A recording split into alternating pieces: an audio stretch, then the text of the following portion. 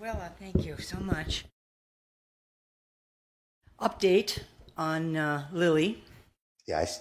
Been going to the tavern, Yes. having fun. But what I want to talk to you about is she's getting ready to do channelings for the parallel lives. Well, won't that be exciting? Oh, it's very exciting. I'm very excited about it. Yes. And she's had me, I realize that I know of probably 18 or 20 of my parallel lives. Yes.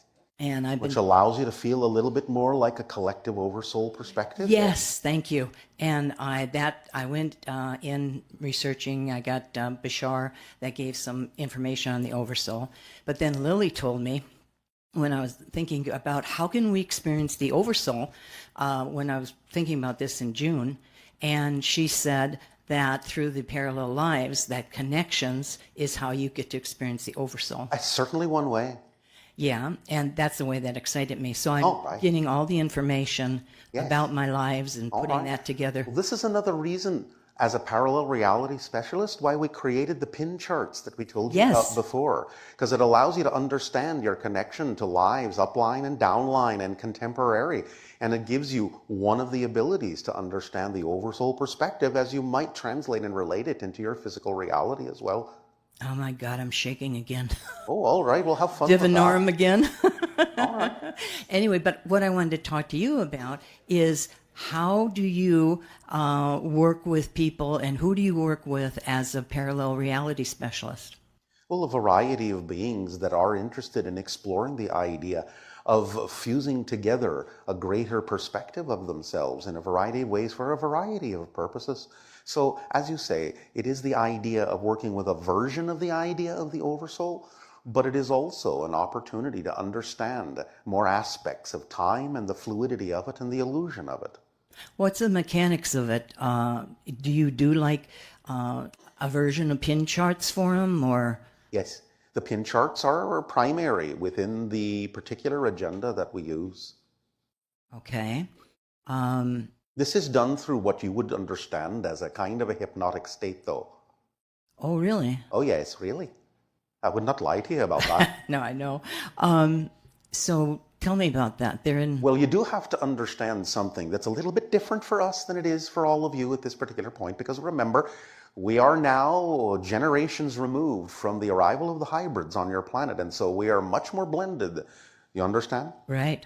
And so we have this substance called divinorum, Right. which is kind of similar to the idea you understand as an ayahuasca mix, but it is very different, and it is, in some senses, also calibrated to the idea of hybrids. It is not something that you have at this point, Right. and it is not something that you can use.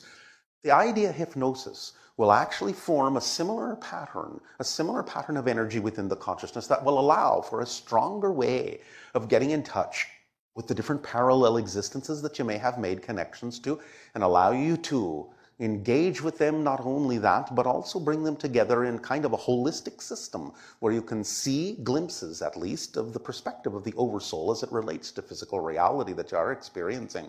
So the form of hypnosis can begin with the first level of mastery that we just gave to you, where you are sitting between the tree and the brook and allowing the heartbeat and the breath to match the wind and the babbling, and going into that altered state, specifically that altered state, can allow you to go into the appropriate hypnotic state to allow for connection to be recognized between different parallel lives. Yes? Okay.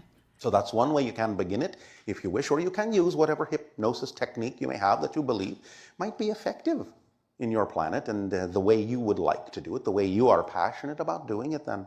Well, I just telepathically talk with all my lives. Well, you can do that too. Yeah. But if you're talking about working with others, Other people. they may need another way.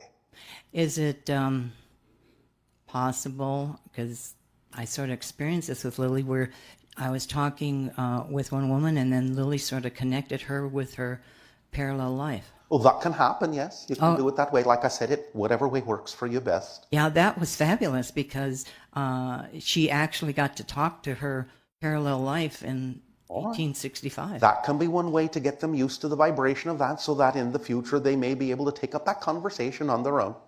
It's sort of like giving them an entrainment or a vibration that they can use as a marker to pinpoint that particular parallel life for themselves. Right. That's how I feel that that Lily will be coming through and working in that way. All right, then if that's what excites you, by all means, walk down that path. Tell me about, I know she has her inn, Yes. the Stargazer Inn, and I go and visit her, and it's fabulous. Well, you understand that that's a different Stargazer Inn. What do you mean? You told me that was her inn. The idea of Stargazer is someone who has the Stargazer Inn. Lily is connected to it, but not exactly in the way that you might think. This is a story for another time. But the idea is that she is familiar with the Stargazer Inn, but Stargazer herself is another being. Oh, you told me in I December. told you something different. No, you told me Oh, that no, she I has told you something the different. the Stargazer Inn. That was her inn, and go to the I'm tavern. saying that she is connected to it, but not in the way that you think. There is another level to this and another chapter to this. And we gave you the basics, but we did not give you all the details of exactly her relationship to the Stargazer Inn. So it's not exactly the idea that she owns the inn and runs the inn.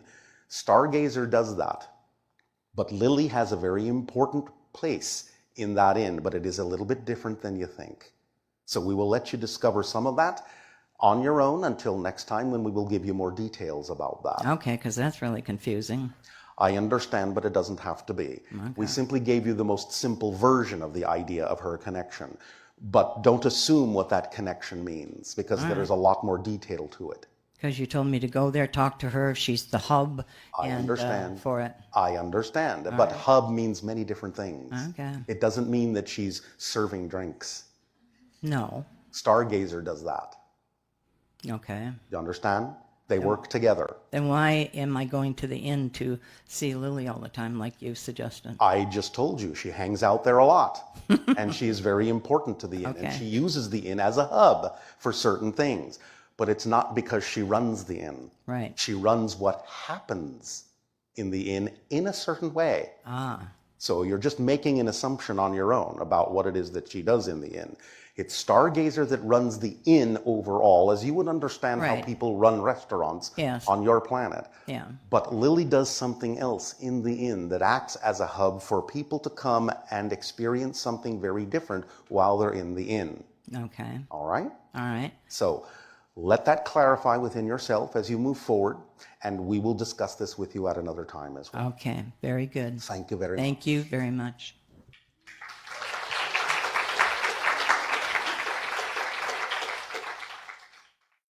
Hi, Willa. A good day to you. I wanted to thank you for co-creating this interaction. It is always our pleasure, Cookie. Thank you. Oh, by the way, Yes. some of you received some cookies, did you not? You're welcome.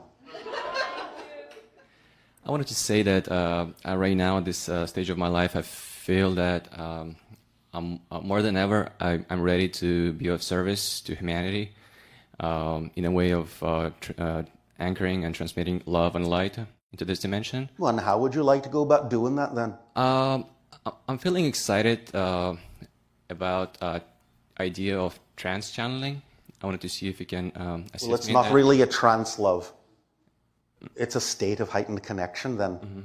Do you understand the difference? Can you elaborate? Certainly I can, and it would be my pleasure to do so.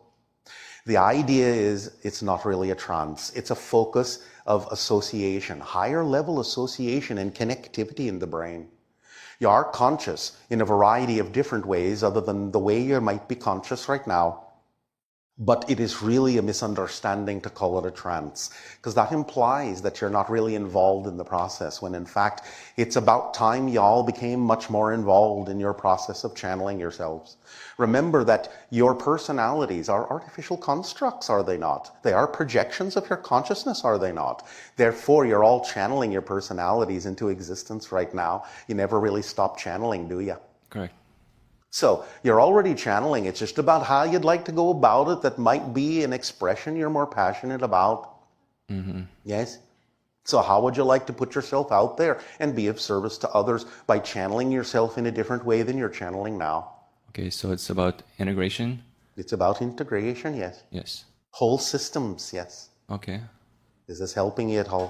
Well, it's kind of an idea that, well, I know that, but is there anything like my next step you would be Well, how would you like to go about it? What would you like the scenario to look like? Would you like people to be asking questions through you? possibly, yes. All right, well, why don't you gather some people to ask some questions and see what happens then? Okay. Because you understand if you're just doing it yourself, there's nowhere else for the information to go except to you. So why would you need to do it in any other way than the way you're already doing it to receive what you need to receive? But if you have someone asking you a question, then you can, in a sense, sort of step aside and allow the information to be grounded in them, just like an electric circuit. Okay, I get it. Yes? All right. Also, I wanted to share this last week. We went to my friend and I. We went to Mount Shasta for this sacred journey that was planned out, by our higher selves, I guess. You guess? You're guessing now. I know. Your higher self says they're guessing now. Yes, and everything was great. And I just wanted to describe our last day.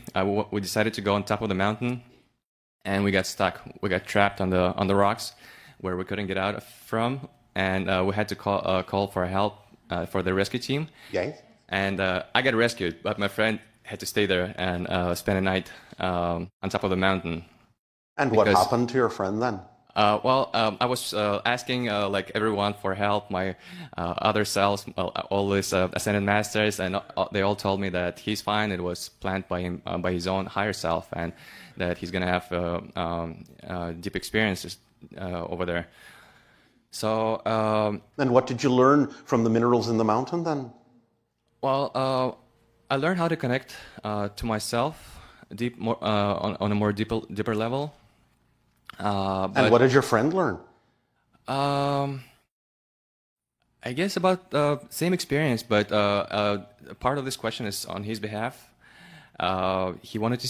He thinks that he had contact, but he doesn't remember, and he wanted to see what it was, and what kind of beings connected to him. Well, as we can perceive the idea of the energy that's coming through from you and the energy that you're connecting to your friend with, it would seem to me that the nature spirits were there.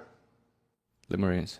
So the contact was with the idea of the mountain that supported the event and the experience of going with the nature spirits, who then gave him a safe space and a bubble reality in which to reside until such time as he could then change that. Okay. So the contact was with the nature spirits. Anything you can tell him? Any message? Is he afraid to go back to the mountain? I'm not sure. You can ask. But there can be, because of that experience, because of him creating that synchronicity of having to stay there, there is an opportunity for him to learn that there can be some mastery learned in that same environment. If he wants to go back and commune with those spirits, they're willing. They're willing to engage. Okay. You can tell them that. All right. Also, I had an experience after the meditation, being at the bottom of the mountain, waiting for him at night, and after I finished the meditation, I saw this sphere, white sphere, and a triangle in it, and I walked through it, and I found myself in the tunnels, like it felt physical. So I was just going down these tunnels, up and down, right and left, and then I found myself in a larger type of a room, or maybe a city. It felt like an inner Earth city, and I saw this girl that really resonated with me. All right, I'm going to stop you right there for the moment. Okay. The idea to understand is that is not inside the Earth, but what you did is walk through a portal. Okay. And you were in another dimension that may seem to many of you to be actually inside your planet, but it's not. Mm-hmm. Now, this is very important because it begins to teach you that there are different layers to your reality. Mm-hmm. There are different layers to the idea of the Earth that contain multiple dimensional levels that are still connected to what may seem to be a very physical reality, but it is not the physical reality that you started in. Okay. So it gives you an opportunity to understand that this is something you haven't really charted yet. And this is something that we can wax upon at some point in the future, that there are different dimensional layers that surround your Earth and interpenetrate your Earth. And the portals are responsible for being the doorways that can connect you to those things, even though they don't actually exist physically inside the Earth itself. Mm-hmm. Okay. That'll have to do for now, Cookie. All right. Thank So you. thank you very much. Thank you. Appreciate it.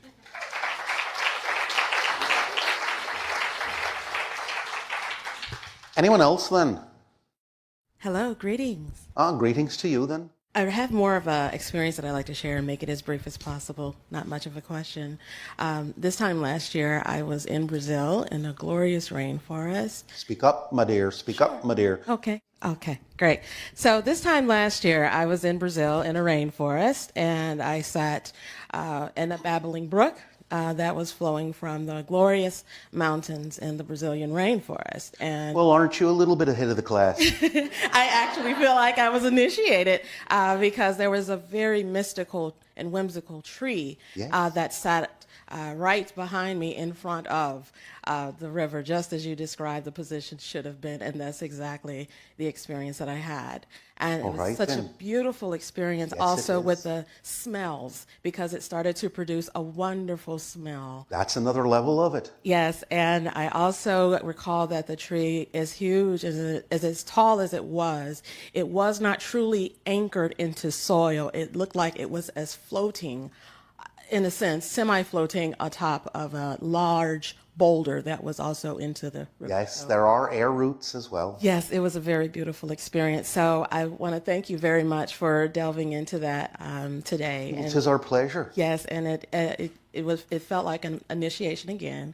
That it was. And I look forward to immersing myself further into the cryptic world. So thank you very much. You're very welcome, and thank you for your synchronous understanding of how the class was to begin. Absolutely. Thank you. You're welcome.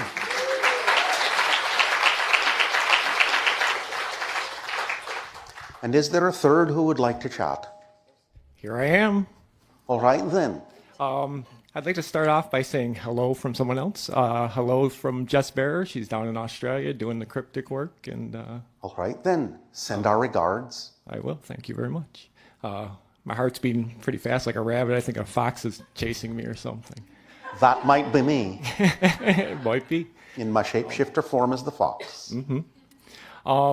When you were describing the meditation to go through with the trees and the brook, really the environment around me changed. It really felt like white mist came and enveloped the whole room, and I focused completely on the body that you're channeling through now, and it was really a powerful thing. That's the crystallization of the electromagnetheric energy that the nature spirits use. So sometimes they will engage themselves within the idea of the cryptic meditation as well to aid and assist and bring you along. So you're getting a preview of the idea of the crystallization of the electromagnetheric energy then.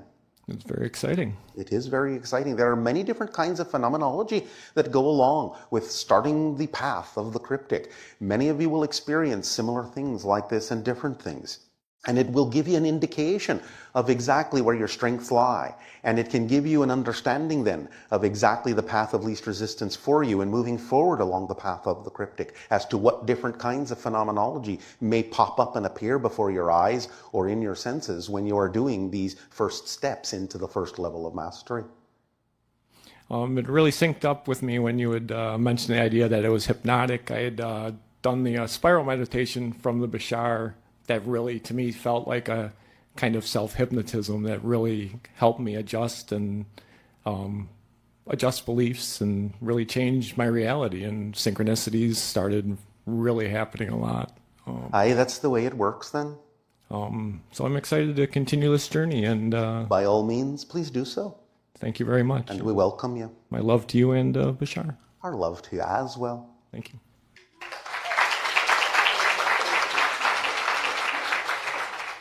Hello, Willa. And we greet you this day. It's a pleasure to speak with somebody so wise. I appreciate your You wisdom. can't be talking about me then. Thank you. I want to talk about a concept that I call green utopia. And I brought this up the other day with Bashar. And I'd like some advice on how to enjoy and experience the path of most allowance in that creation of the version of Earth that I prefer. But you know, the messenger has already given you the formula. What would be different from that then, except to be following your passion to the best you can with no insistence on the outcome? Why would you think there'd be a different formula for that?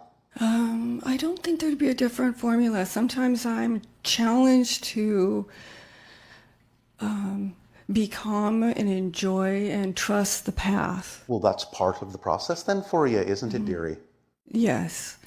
And So then you're doing the right thing, aren't you, by facing those challenges with a good heart and a positive sense of your well-being. yes. Yes. Well, that's all you got to do. It's all you've got to do. You don't have to overcomplicate it, unless you really want it to be more complicated. Do you enjoy the complications? I actually enjoy simplifying the complications. Well, then you have to give yourself a complication first before you can simplify it, can't you? Yes. And I work with a lot of physicists and biologists, and they really enjoy complicating it. And that's all right, because the irony is that they're looking for simplification through the complications that they create. It's true. It's true. I know that's probably why I said that. And you mentioned pins and other dimensions, and I've been enjoying Pin charts. Pin charts. Can you tell me about pin charts? A pin chart is simply a way of calibrating and demonstrating and showing the idea of the different connections you have to different parallel lifetimes that are simultaneously existing, some of which may overlap with your contemporary self and are called counterparts, some of which may be upline, what you call the future, some of which may be downline, which you call the past, some of which may be in parallel realities, hence the pin parallel incarnation. So it's a way of simply creating a three-dimensional chart of all the different connections that you may have going on simultaneously right now, so you can understand yourself more holistically from a type of oversoul point of view. Oh, fabulous. I have this sense, or this is at least how I experience it, that all of these parallel realities are right here, right now. Of course and all they of are. This. There's nowhere else for them to be, love. Yeah. Because Yeah. there is only here and there is only now. So everyone has to share the same space and the same time. And it's very visceral for me, and sometimes I find myself enjoying observing or experiencing these parallels.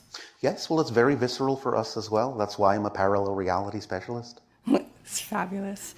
And Bashar was telling me that I have a tendency to pop You have a into- what then, dear? Tendency What then, dear? You're making a choice, are you? Yes. Not a tendency, is it? Yes, you're Thank you correct. very much. You're correct. I really am enjoying it, popping into other versions and the pliability of it all. All right, well, you're getting a little ahead of the class, because that's the shapeshifter and nocturnal levels, Okay. where you start really establishing connections with the parallel versions, and you start allowing yourself to connect so strongly that you can actually represent the shape of one of those parallel versions. That's not the original shape that you're showing now. That's the secret of shape-shifting. You don't change the molecules of your body. You actually simply take on the reflective aspect of other parallel selves that may look very different than the way you look by connecting to different aspects of nature and yourself in those different parallel realities, some of which may look similar and some of which may not. So you're actually showing a reflection of a parallel reality to those that then are capable of receiving and perceiving it. You don't actually change the molecular structure of your body to shapeshift. That really explains a lot. Thank you so much. Yes, it does. Thank you. It's like looking at a hall of mirrors and all the different angles that you see yourself, except that some of the angles in the reflections of the mirrors look nothing like you. Yes, sometimes I look down and my arms are different kind of arms or things like that. And That's correct. That's how it works, though. It's the idea that everything is a reflection in an infinite hall of mirrors. That's the thing that the shapeshifters understand and can use to their advantage in that way, by making a stronger connection and identification more and more, as we have begun to discuss, from the Oversoul point of view, so that they can reflect and represent many of the different aspects of their parallel connections to those around them. it's fabulous. And it's one and all related to animals and plants and the oneness. And I like that too. And let me tell you another thing about the shapeshifters, because many of you don't really have an understanding of how it looks when they actually shift their shape. Because the idea has been presented in many of your movies and so forth and television shows that you will just see the body sort of morphing and changing from one shape to another, but that's not actually how it looks. The way it looks is more like the idea that you would call the flipping of the pages of a book, where each page is a slightly different shape until they go from the shape they were to the shape they wish to be. So you're actually seeing them go through all the different variations to get from here to there. It can happen so fast that you barely notice it, but that's actually what happened, and many shapeshifters can slow that process down for you. So you actually see them going through that process, and it's like the flipping of the pages of a book.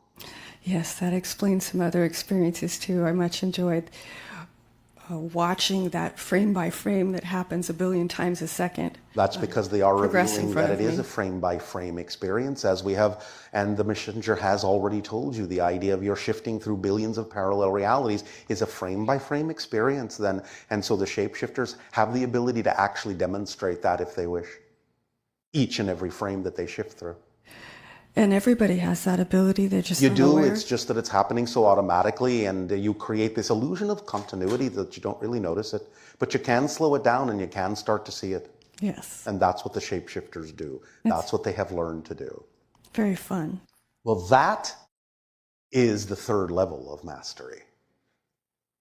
And then there's 5 levels. The nocturnal comes next after the cryptic, and that's getting in touch with the idea of the parallel realities and a few other things. And then the shapeshifter is third. And then the sage, what you would call the idea of the wizards and sorcerers and so on and so forth.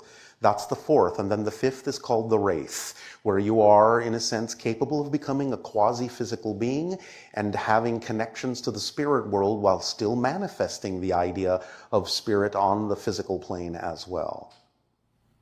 Fabulous. Yes, it is. And we'll get there eventually in the ideas that we will share with you. But first, we must start at the first step and the first stage of the cryptic so that you anchor yourself like the roots of a tree to Gaia and the earth, so that you may be very stable when you start to stretch out and explore these higher energies, and so that you do not lose your way. Because it can become very confusing when you stretch out to those other dimensions. You don't want to lose yourself or lose the theme that you're exploring. So anchoring yourself solidly in physical reality by communing with nature in a variety of ways is the first stage. Okay. Does this help you then?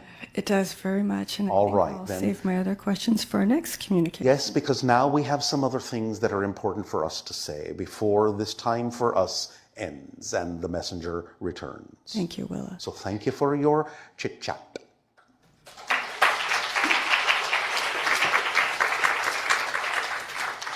So here at this time is what we would like to share with each and every one of you, because we understand that there are some very important changes happening in your societies at this time with the revelation of secrets and the idea of the balancing of the male and the female energies on your planet, which is of paramount importance at this time. Let us give you a different understanding of history.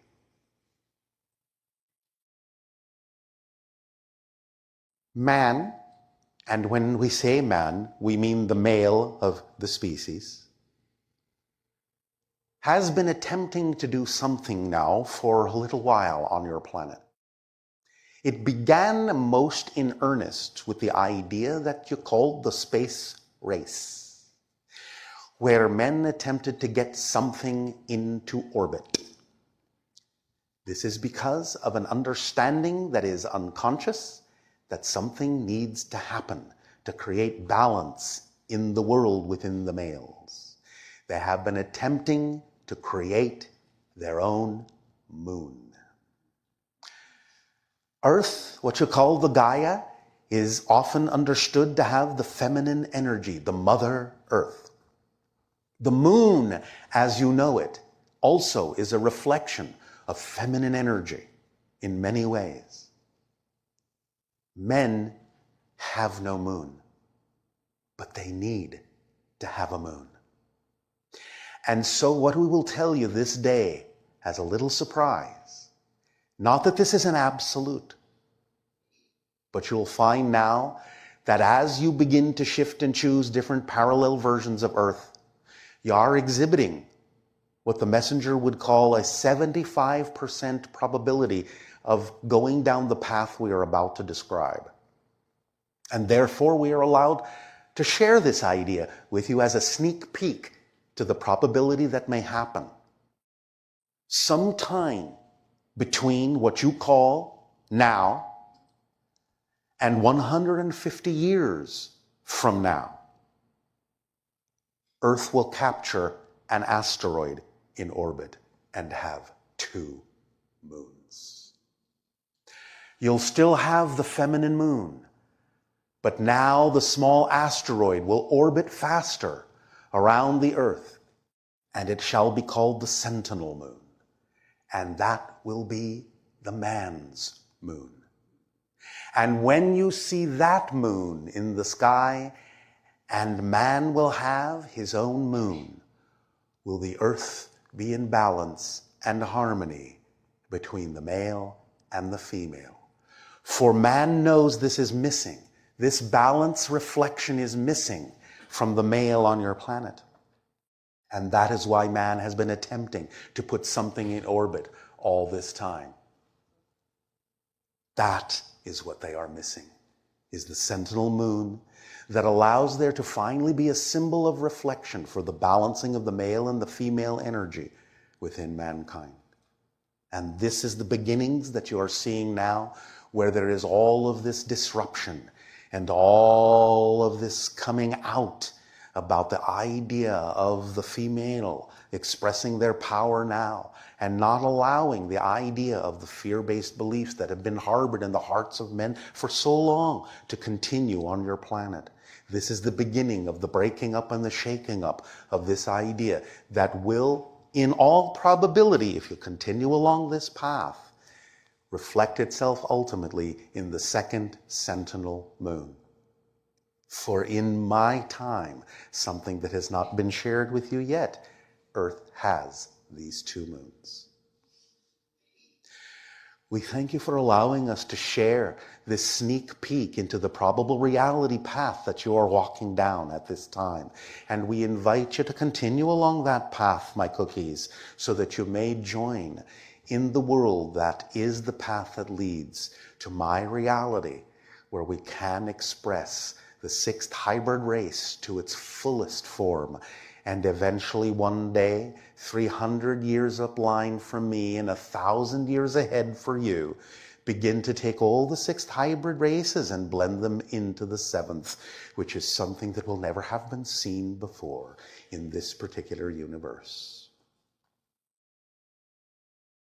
The Anuhet. We thank you for this opportunity to experience the great love that pours from your hearts and allowing our heart to pour into yours. Our unconditional love to you, my cookies, and we wish you the best of days.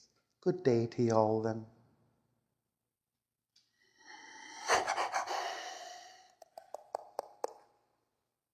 Did you enjoy your time with Willa?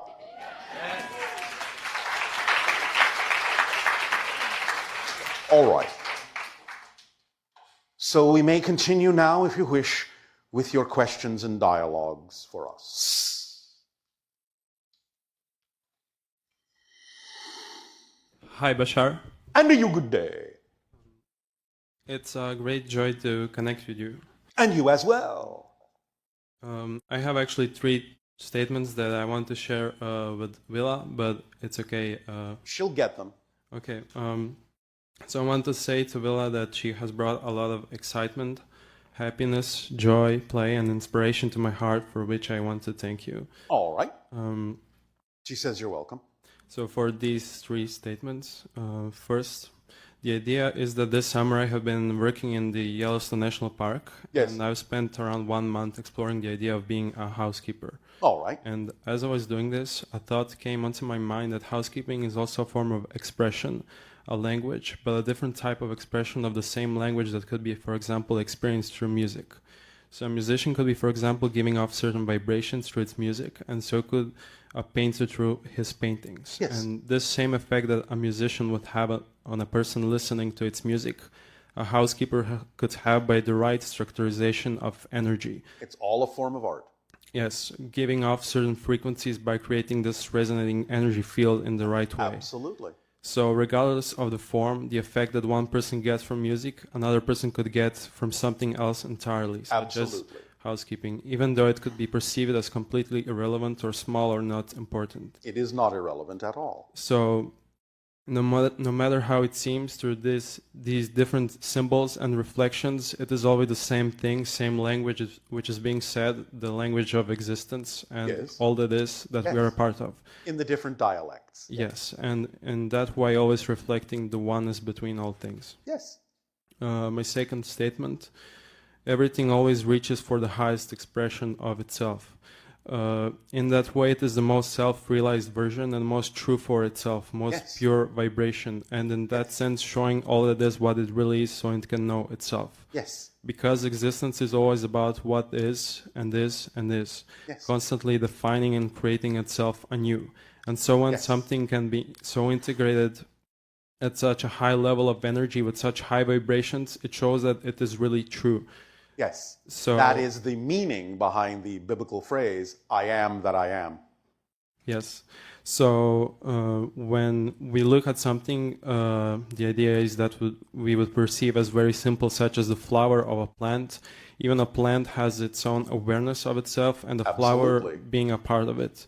But this expression of there being a flower which grows out from the plant shows its unique beauty, higher energetical form, and represents its connection to the non-physical energy from which it comes from and all that is. Yes. And so in the same way that a plant has its flower, and in that way the symbol of oneness and reflection of connection to everything, a mountain as a collective consciousness of first density energy also has its peak, and showing this connection to the non-physical. Yes. And the bigger picture in its own way. Or even Yes. a rock would have with also a human, through its different expressions of excitement which are unique to everyone. Yes, absolutely. And my third name is third statement is a name of the song I want to share. It's called Ghost Lullaby. It's from a computer game called Crayon Physics.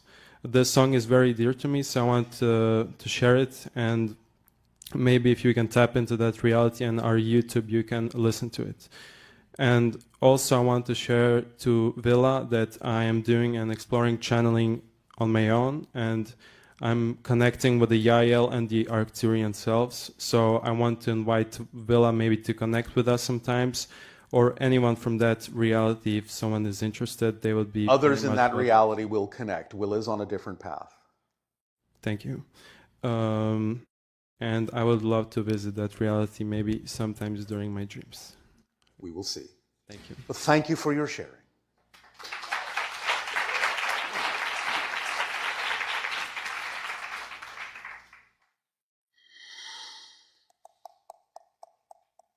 Hello. And a you good day. Thank you. I also wanted to talk to Willa, but she'll hear. She will know. She will know. It's so weird. When I come up here with you, I feel all silly and good. And then with Will, I started to get nervous. So I'm just like breathing. Oh, all right. Why so? I don't know. I love the earth so much that sometimes I almost feel like I'm going to start to cry.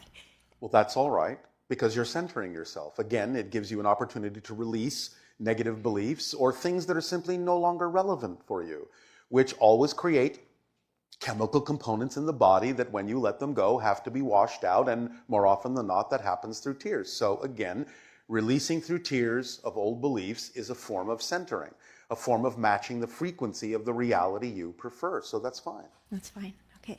So I spent about 17 to 20 years camping in woods with trees, with rivers, with lakes all Yes. across the United States and Europe. Yes. And one of the things that I wanted to ask Willa was, do I have some of the cryptic abilities with all of that time already without even knowing about her? To some degree, yes, of course. It's a natural thing many people can gravitate to without necessarily knowing that such things have been enhanced in the future. Because I don't remember actually seeing nature spirits. I remember pretending I'm talking to them and playing, and You thought you were pretending. I thought I was pretending, yes. But again, It's one way of beginning to lay the foundation for communication that you will recognize as actual communication. So it's all right to play. Eventually, when you bring yourself into a higher resonance of being a cryptic, it will become more obvious that there is actually communication happening. Right now, you can continue to pretend to lay out the template for the communications that can occur later that you will recognize as actual communications. But they're also giving you a chance to acclimate to their energy in a variety of ways, and they also do need to acclimate to you. Okay. I do have a lot of writings in my journals. If I went back, I'm sure there would be certain things, but... Yes. In fact, some of the communication actually did wind up in some of the things that you wrote. Yeah, I feel that. I want to be able to open more. Go right ahead. And use that or enhance it or Nobody is stopping you. Okay. So I just came back from 3 weeks in the Sea of Cortez, living on a boat. Yes. Snorkeling every day, dolphins, fish, Yes. seahorse, octopus, Yes. eels, beautiful crystal water, bioluminescence at night, all the stars crystal clear, Yes. wet all the time, and exploring underwater, a whole new experience for me, magical and how exciting. so exciting. So after the dolphins, the last one day in a storm, a whale beached itself in our cove. No one else is there. Yes. And I snorkeled out to it. And I didn't know if anything was wrong. I couldn't see any wounds, but it was very strange. And I didn't know what to do.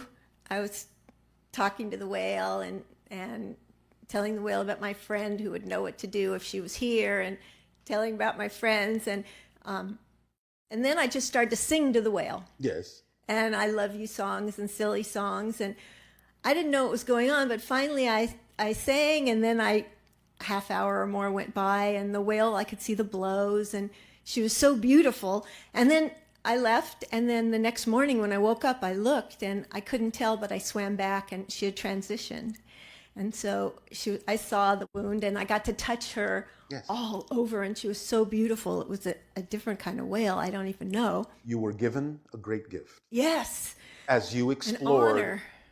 that being's world, she was willing to come into your world and allow you a more immediate connection, willing to give herself in transition with that gift so that you could make the connection that you needed to make.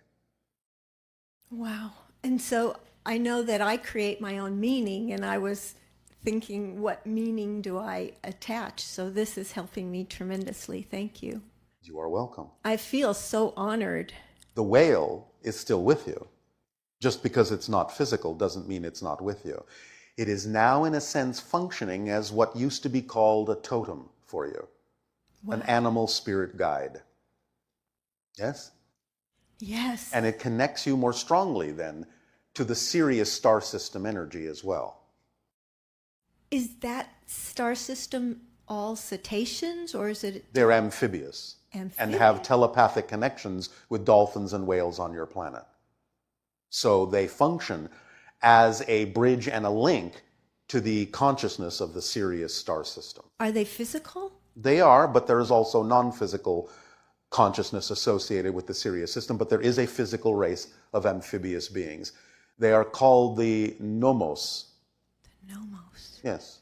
Nom-os. Os is their name for Sirius. Nom-os. I am from Sirius. Nom-os. That's what that means. Wow. Okay, so I have two things that were the questions that went with these things. Yes. Because I was so living in the ocean and felt part of the ocean, and Yes. we washed dishes in the ocean, and then I pooped in the ocean. Oh, all right. And that was a huge thing for me because I've never done that in my life. How fish-like of you. I know, but my boyfriend told me that's what you do. It's okay. But it's really a weird experience. The water's crystal clear, right? And so anyway, I know whales poop and fish poop, and I had just never done this before. So I started to, as we washed the dishes in the ocean and the salt water in the ocean, and we would feed the fish the leftovers, they loved it. I thought about environmental things with the ocean and Mother Earth, and how does the water and the earth handle all of our stuff that goes from cities and... When everything is in balance, it handles it just fine. There are many, many built-in filtration systems and many ways in which the molecular compositions of those things work to create more life on the earth. So as long as it's in balance, it works just fine. I mean, I came here and I was going to ask you, is it okay that I pooped in the ocean? Yes, yes, yes. It's fine. It's fine, okay. Yes, it's fine. Okay, so... You do understand, generally speaking, right, that no matter where it is you actually do that, it usually winds up in the ocean anyway? It winds up in the ocean, yes. It does, I know. So you just sort of cut out the middleman. I know, it's such a...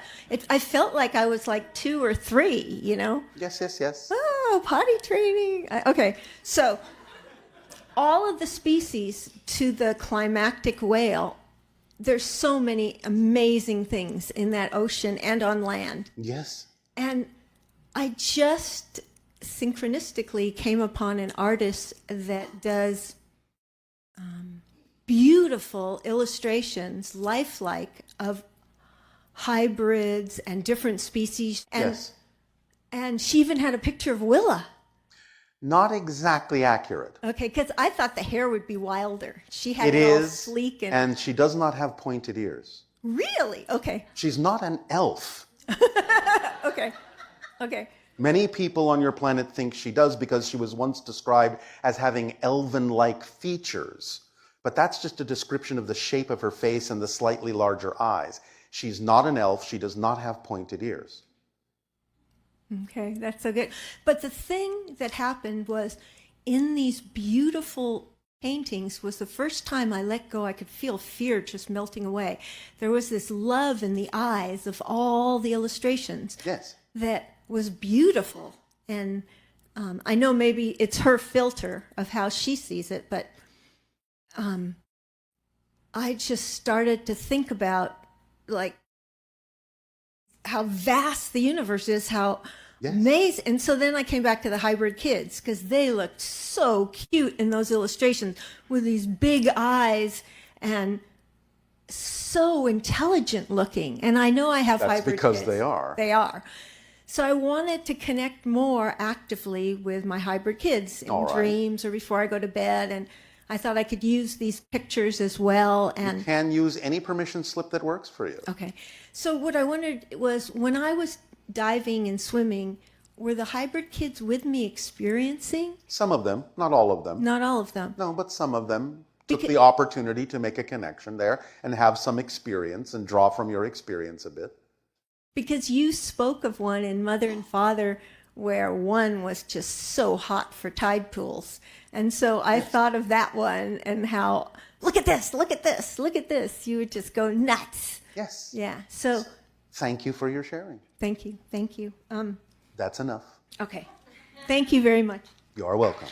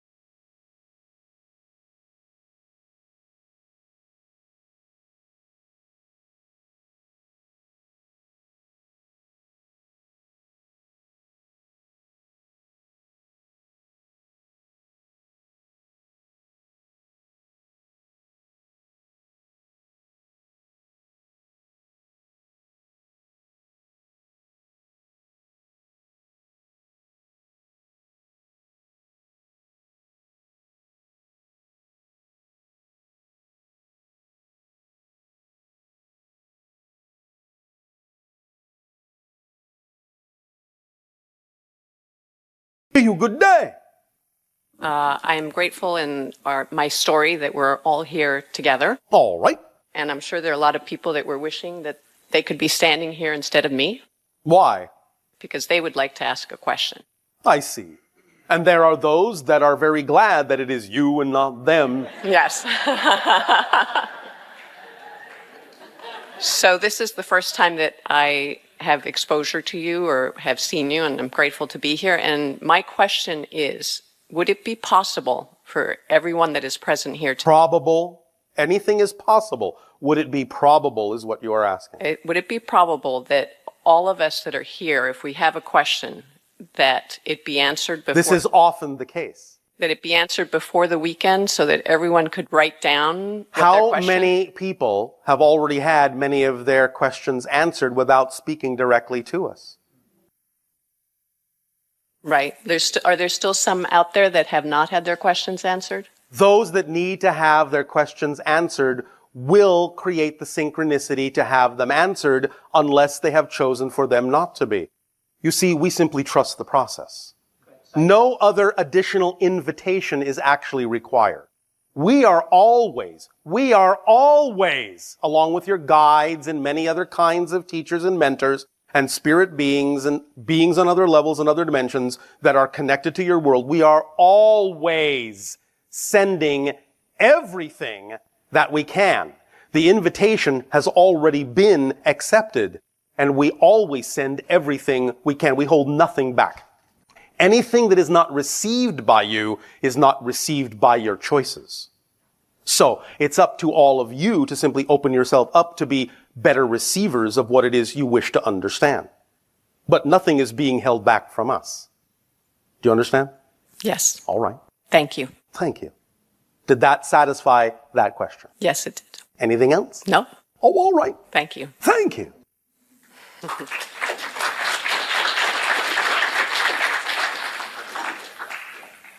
Hello, Bashar. And a you good day. I was curious to hear what beings on your planet are learning right now, and if they have any consciousness-raising tools and techniques that they use to raise awareness. We simply act on our highest joy. It's the only tool we need at this point. We are learning many things right now, all the time, constantly. We are learning right now how you will transform whatever situations and circumstances you have created for yourself. We are learning many different things about many other civilizations at the same time. We are learning many things about ourselves simultaneously. What are some of the things that you teach and share with beings that are more evolved than humans? More evolved. More evolved. Differently evolved? Beings that experience less limitation. Oh, all right. Again, the idea is that there are many beings that experience less limitation that have actually never experienced limitation in your way at all.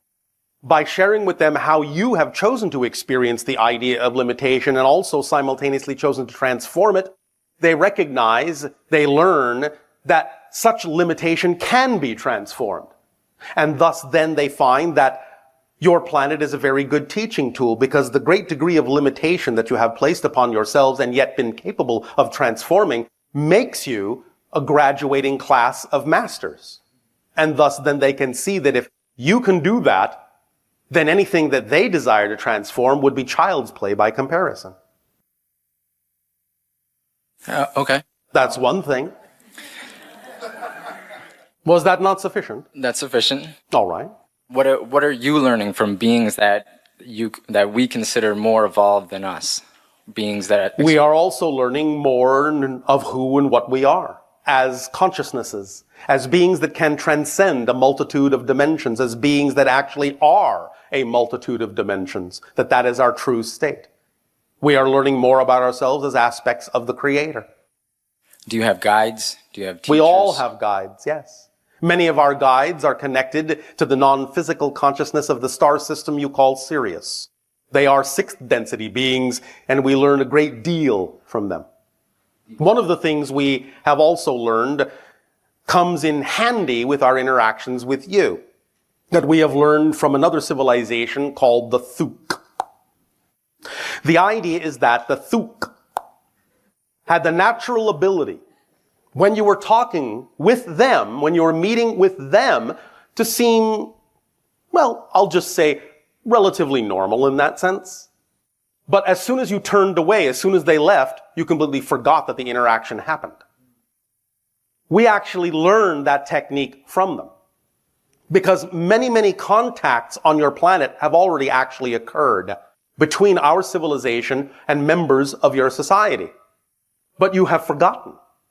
So we use that as a technique, as a barometer, to find out that when you begin to remember that you've already had contact, whether that memory leaks out in your dreams or leaks out in your waking state doesn't matter.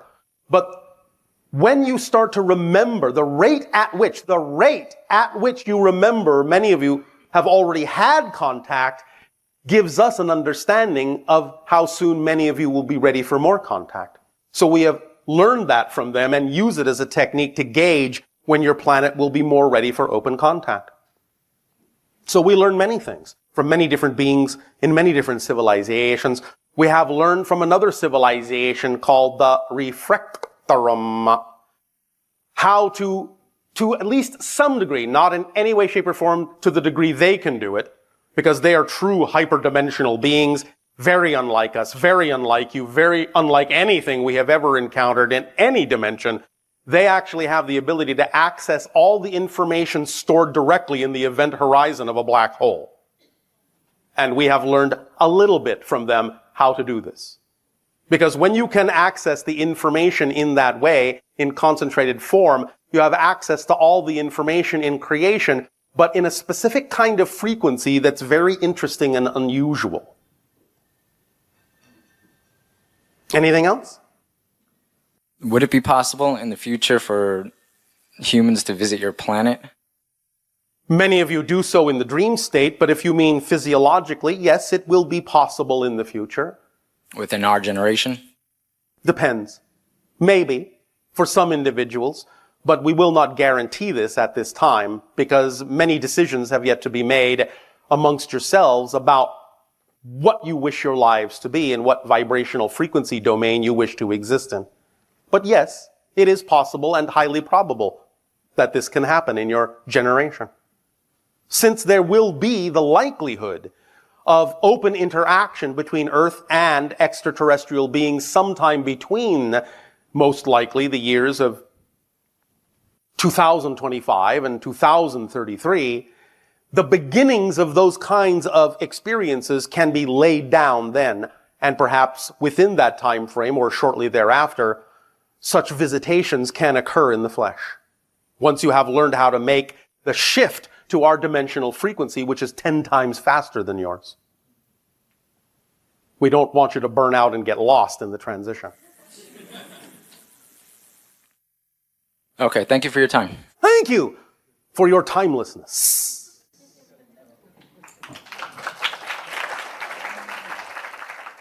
Bashar, you're the man. I am a man. Good day. Good day to you. Yeah, thank you. I've been studying your material now for a couple of years. All right. And I had a bit of a, what I loosely termed a Shawshank Redemption syndrome, where... Define. It's when a prisoner has been in prison for all his life and is suddenly faced with the prospect of freedom. Yes. And he cannot really handle it, and he's more... Are you saying that you are institutionalized? No, but I suppose to piggyback off of that, perhaps I was mentally institutionalized. That is what we mean. To belief system institutionalized. Okay. And so this newfound freedom scares you? Yeah, well, at the beginning it did, because I began to see the scope of my experience, right? I was starting to think of the full picture about who I really was, all right, etc. So, and eventually I kind of began to get courageous about that image and act on it. So now what's happening is, and this seems to be a key in almost everything. Yes. It always goes back to acting on your highest excitement. Yes, sir. That's the fundamental principle that will get you where you need to go. All right. So I go there. Yes.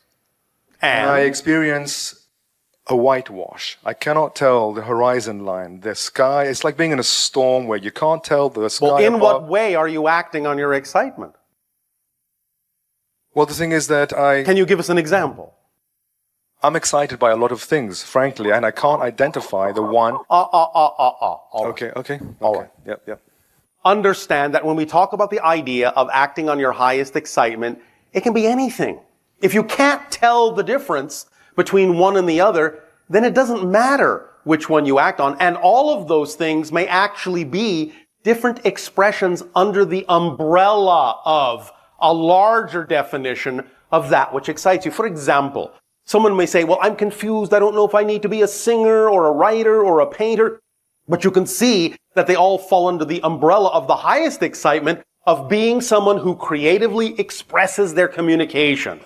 So if you can find a definition that allows them all to be covered within one overarching definition, then maybe you will minimize your confusion. Secondarily, if they really all seem to be equal expressions of your excitement, you don't have to single them out as being the excitement. They can simply all be different expressions, as we said, of a higher excitement, an overarching excitement. And if you actually find that you have equal ability at any given moment to act on more than one of them to the best of your ability, more than any other, or the same as some other, without expectation, then all you need to do is choose one, maybe even flip a coin, as you say. If you are going down the one that doesn't actually serve you, the synchronicities in that event will show you need to go in the other direction and choose the other thing. Because excitement functions like a complete kit. It's the organizing principle and the driving engine of your life. And if you choose something that is representative of your excitement, don't know whether it really is the best thing to do at that moment, but can't tell the difference, then it doesn't really matter which one you choose. As long as you act on something, the action, the taking of the action will show you whether you need to continue in that direction or whether you need to turn around or divert or go in another direction. Because it automatically governs the flow of itself in all of the events that manifest your excitement. Because remember, when we say act on your excitement, it's not just act on your excitement. It's act on your excitement to whatever degree you are able to act on your excitement without expectation. You understand? So generally speaking, when you have more than one choice, you will either find that not both of them or either of them or all of them will have the same degree of ability to be acted on. But again, if they do, it won't matter which one you choose because it will show you whether you need to continue that way or not. You understand? All right. I have underneath that course of action, underneath that kind of course. Yes. All right. I've got this. Maybe you can help me break it down because I've gotten lost in trying to identify the root cause. The root cause of what? I'm scared to. You cannot find the negative belief within you that prevents you from acting on your joy? Is that what you're saying? No. I don't know what I'm saying. I'm scared to do it wrong. I mean, I'll be frank about it. Yes. I'm scared to kind of jump out the window and land on my legs. All right. One moment. My legs and all right. Well, one moment. Please understand that when we talk about the idea of acting on your highest joy, you have to be honest enough with yourself to know that if your belief system won't support that, it does you no good to jump off a cliff if you don't believe you have a parachute. So you must honor whatever belief system you have while at the same time taking whatever action you are willing to take on your excitement until such time as taking action on your excitement to whatever degree you're willing to teaches you that you can believe in it more, trust it more, and expand it more, and then eventually not need to worry about whether or not you have a parachute. So you can do it at whatever rate you wish, but always honor whatever belief system you have, because if you're holding on to a belief that you will die if you jump, then don't jump. By all means, at least express some wisdom in that.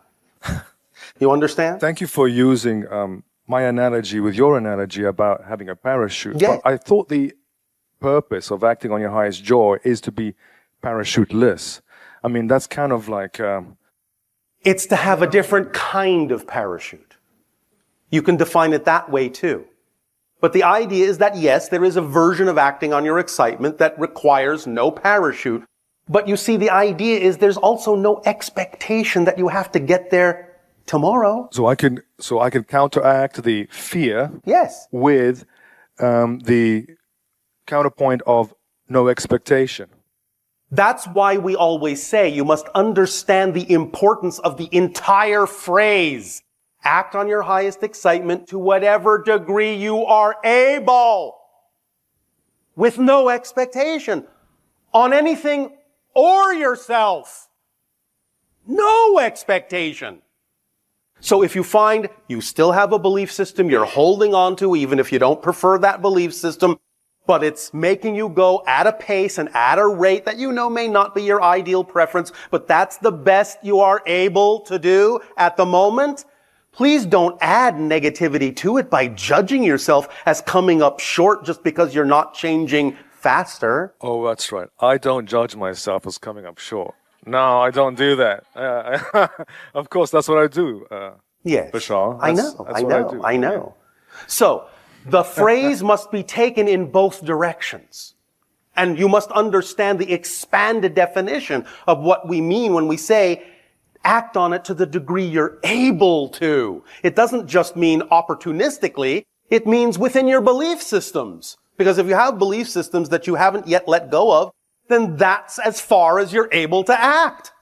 Period. Fair enough. For that moment. The paradox is, as soon as you accept that that's all right, you'll probably break through them very quickly. The reason you may be, in a sense, stumped or limited to a certain point may only be because you think you should be farther along. Yeah, I mean... Well, then you're adding to that limitation. So the idea is that as soon as you are kinder to yourself, for whatever beliefs you have, for whatever limitations you still have, as soon as it's all right to have those limitations for the moment, you will probably let them go, because the only lesson you may be learning is to be all right with whatever limitations you may have. And once you learn the lesson, the limitations are gone. They may only be there for the purpose of learning to accept them. And once you accept them, they've served their purpose and they'll vanish. Well, you make it sound so clear. I understand it now, but... I know. I make it sound simple, and I know a lot of you like things to be more complicated. I apologize. I wanted to ask you something that's related to this. If you get caught in like a catch-22, so you're expecting, you're saying, oh my God, I'm going to go to your mirror analogy between you can't make the mirror smile, you've got to smile yourself so that the mirror reflects the smile. Yes. All right. So but you can't expect it to. Okay. So you're caught in this thing where... Why are you caught? Well, in this model, right, you've already spiraled down into the negative feedback of already... expecting the reflection to smile first. Or expecting... Oh my God, things are so bad, so you get things are so bad. Oh my God, all right. You're in a negative spiral. So I get things are so bad. All right. Oh my God, you remember the sacred mantra, right? Yes. Spiraling down to the depths of despair is a very good time to remember the sacred mantra. So what? Lighten up on yourself. Even when you're in the depths of despair, laugh about it. It's a funny place to be. So... are you saying, I'm going to hold you to this, are you saying that so what actually breaks the momentum of that downward spiral? It can. Okay. Unless, of course, you want to heap more negativity on it. The point is, you're in control at every stage, even though you may have created the illusion that you're not. If you know it's an illusion,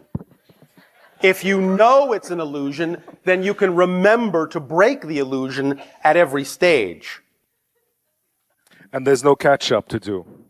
No, change is instantaneous. Climbing up, back. Change is instantaneous.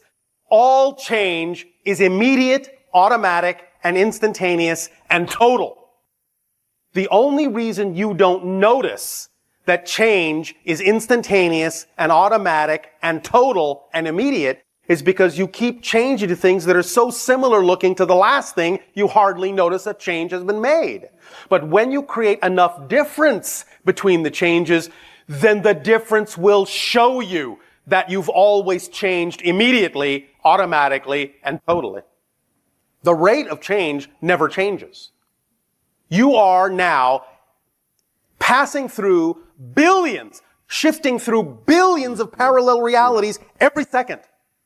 But you don't really notice it because the parallel realities you're shifting to are so similar to the one you were just in that you hardly notice except what you call a slow passage of time. But you're actually shifting literally from parallel reality, from parallel reality, from parallel reality to parallel reality billions of times a second. When you create a greater degree of difference in the next parallel reality, you'll notice that the change has always been instantaneous. So what is the force that slowly, imperceptibly pulls you from a good direction, excitement, you got something going on, and slowly you start sidestepping towards the other thing and suddenly you wake up one morning and you're saying to yourself, where am I? So what is it that this narcotic thing that takes over or pulls you? I see. All right, I understand. Yeah. I understand. More headbanging, sorry. All right. I understand. All right. So the idea that you're talking about has to do with your motivational mechanisms and the belief systems you have attached to them and the things that you have bought into growing up on your planet as true. The idea being is that you have created with certain negative beliefs a kind of inertia. The idea is that any belief, by definition, must make itself seem to be exclusive of all other beliefs. Otherwise, that belief cannot be experienced as a reality. So by definition, beliefs will make it seem as if no other belief is possible, except the belief that other beliefs are possible. So when you have bought into a belief, and that belief doesn't allow for other beliefs to be possible, you will feel the tug of that belief attempting to frame you in the idea that that's the only belief there is. Can you say that again? I'm sorry. I'm Yes. sorry to... That's all right. Yeah. By definition, the structure of a belief, the nature of a belief, would make it seem as if that's the only belief that's possible. Because if that were not the nature of a belief, you couldn't really fully experience that belief as a reality. Okay, yes. So beliefs, by definition, to some degree, are exclusive of other beliefs, except the belief that other beliefs exist and can be chosen. And you can use that as a key to unlock anything. But you have to allow yourself to know that that unlocking belief always exists. But the idea is that sometimes, because you want to experience a certain thing, you will let yourself forget that you're actually choosing to believe certain things, and that when you choose them, you are also choosing the consequences of buying into that belief, which can be the inertia that draws you deeper into that belief and makes it seem as if, for a moment, for temporarily, that no other belief is possible, because you wanted the depth of that experience. Otherwise, it wouldn't be real. You wouldn't really have the true experience. You wouldn't really feel the true transformation. If you didn't go all the way to the bottom, you would not feel like you had really climbed out of any degree of real depth. If you always knew that you could always transform it, then you wouldn't necessarily have the ability to have such deep transformation happen. Now, many of you are letting go of certain things and not needing that kind of deep transformation in certain areas, but you still might have a few areas that you really want to experience a deeper transformation in. So you will let yourself go to the bottom. You'll let yourself sink down to the bottom. Where is that what? Where is that masterful me? I mean, this person, the soul entity that you talk about, that is creating this experience to... It is the higher mind and the physical mind. It's the spirit, it's the soul of the whole being. But the physical mind always has the choice as to how to experience these things. But if the physical mind has bought into certain kinds of belief systems, then there are only a certain number of avenues or pathways that the higher mind can use to get you into an experience in order to get you out of that experience. But I'm getting the beating. But you're giving yourself the beating. I mean, my higher soul wants to experience something, and I get the beating for it. And listen. You're missing the point. No. You're missing the point. I'm sorry. Listen. Yeah, okay. The higher mind never wants you to get beaten, never wants you to suffer. The higher mind is attempting to tell you that the physical mind has the prerogative to change its beliefs in such a manner that whatever transformations it needs to experience for the soul's growth do not have to be experienced in a suffering manner. You just need to allow yourself to believe that that's the relationship you actually have with your higher mind so that you don't have to keep beating yourself up by buying into belief systems you don't prefer. You have the freedom to do that. The higher mind is attempting to tell you have the freedom to do that, but the physical mind is holding on to those beliefs because of the nature of how you're defining your physical reality and the nature of how you're defining some of the beliefs you were taught. You need to change those definitions so that you're not having such limiting beliefs about yourself or your ability to let go of things. And once you do that, the higher mind will be able to guide you through transformations that will not allow you to feel beat up. So it's not a conspiracy. No. Like forces are not conspiring against me. No, but the point is you can believe that it is, and if you believe that it is, that's how you'll experience it. But you don't have to. Your higher mind is attempting to tell you don't have to believe that. But your higher mind will also allow you the opportunity to believe what you prefer. So it will always encourage you to believe something positive, but it has to allow you to believe something negative because that choice is in your hands as a physical consciousness. So it's up to you to decide what you prefer to believe. And when you align more with the idea that you don't have to suffer, the higher mind will be very happy to allow you to experience transformations in a way that doesn't feel like a beating. All pain is the result of resisting the natural self. So all of the beatings you're experiencing are because you have negative definitions that are resisting the natural self. Find those definitions, identify them, and let them go. You see, anytime you truly identify a negative belief that's out of alignment with your true self, you will see, once you've identified it consciously, you will see that because it is out of alignment with your true self, it will appear nonsensical and illogical, and you'll let it go. The beliefs that are out of alignment with your true self don't belong to you. You picked them up from other people, your parents, your society, your friends, and you bought into them for one reason or another that you created. When you realize you're carrying around beliefs that belong to other people, you'll realize that you are behaving as a belief thief. You're stealing beliefs from other people. You don't want to be a thief. Let them go. They don't belong to you. Drop them. They're not yours. And when you identify beliefs that are out of alignment with your true self, you'll see they don't belong to you. You'll see they're illogical. You'll see they're nonsensical. They won't make sense. You'll let them go. But you have to be the one to do that. You have to let your higher mind know you're willing to do that. And you have to actually do the work. But that's exciting. Breath in and thank you, sir. Thank you. Thank you very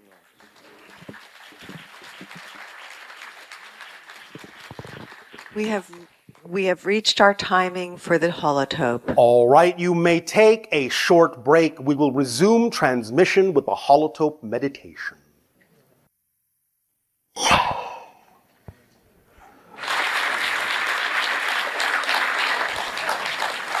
How's it going? All right, I'll say good day to you this day of your time. How are you all?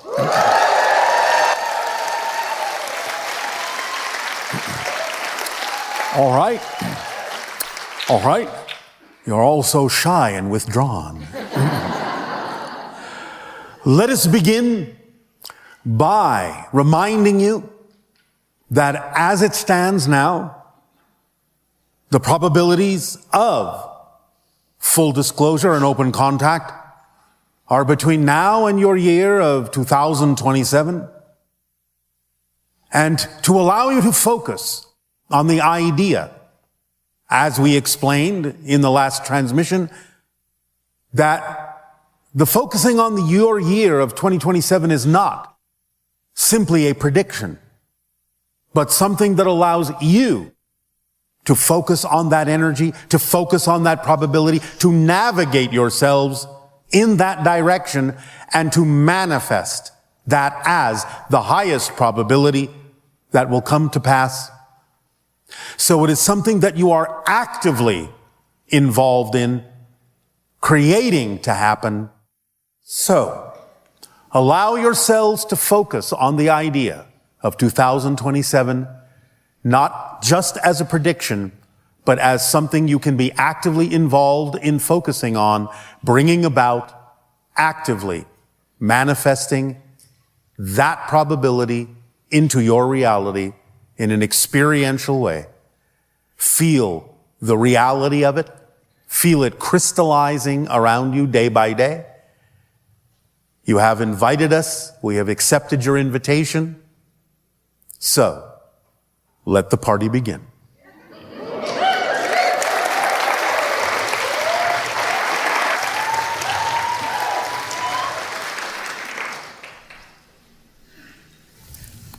Hey, Bashar. And to you, good day. Exciting to talk to you. And you as well. So it feels unsettling to me to think that even negative expressions like violence, inconsideration, or rudeness are still God knowing itself. Everything is God knowing itself. Everything. There are lessons in everything. It's like saying there's a stream and there's a current in the stream, and I can choose to swim upstream against the current. Does that mean the current is still not God? No. The current is part of the river. So you can choose to swim upstream against the current, or you can go with the flow, with the current. Which do you prefer? Can you learn a lesson by going upstream? Yes, you might develop stronger muscles by swimming upstream. And therefore, you will be stronger when you finally let go and flow downstream. So even what appears to be negative can still be something that will aid and assist you by learning a lesson that will help you grow. Yes? I struggle with that because... You're struggling because you're swimming upstream.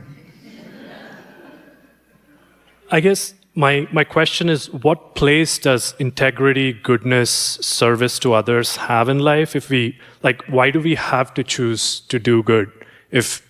You don't have to choose it. But let me explain it this way. Speaking of the idea of current. As we have explained, there is the positive, there is the negative, but there is the neutral. Reality is a trinity, not a duality. There's always the neutral place in the center. But the neutral place in the center still allows you the freedom to choose what you prefer. So in a sense, euphemistically, you could say that creation is 51% positive and 49% negative. So the idea is that if you simply relax and go with the current, you will ultimately drift into the positive side. But the idea is, if you understand that you may have chosen to come through the negative side to learn the lesson, that you can simply let go and drift into the positive side naturally, then you will have used the negative side in a way that is actually resulting in a positive outcome. So again, the idea is just to look at these things mechanically. It's not a value judgment. We understand that you can express the idea on your planet in violent ways and ways that aren't necessarily condoning the idea of perpetuating life. We understand that. But again, a soul can sometimes learn in a much more accelerated way by putting themselves in a situation where they are immersed in something that is so dark, so dense, that when they finally let go of that, they will fly that much faster into the light. We call this the rubber band analogy.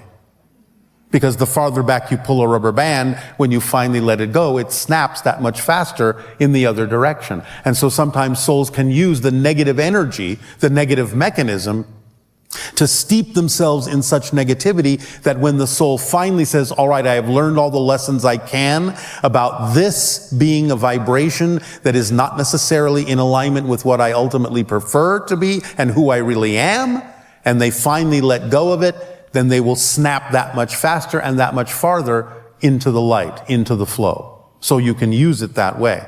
It's there available to you if you want to do it that way. Because Source is everything and all possibilities, and it doesn't judge or devalue anything within itself. It's just a mechanism. It's not a value judgment. Only humans decide this is good or bad. Remember, you are ultimately eternal and indestructible souls. So, in a sense, it's like looking at a play on a stage and going, oh, there's the hero and there's the villain, and they're playing their parts, and they're in conflict with one another.